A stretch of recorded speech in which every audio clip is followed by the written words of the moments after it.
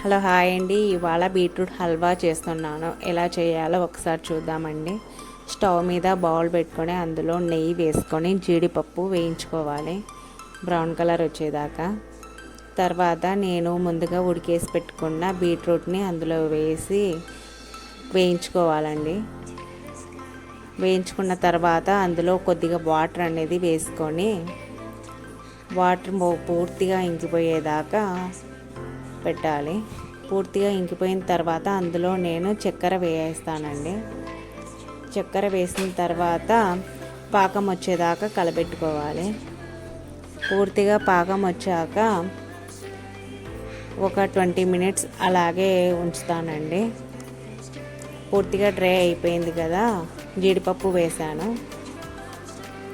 జీడిపప్పు వేసిన తర్వాత ఒక 5-10 మినిట్స్ అలాగే ఉంచుతానండి. బీట్రూట్ హల్వా రెడీ అయిపోయింది. చాలా టేస్టీగా ఉంటుంది. ఒకసారి మీరు కూడా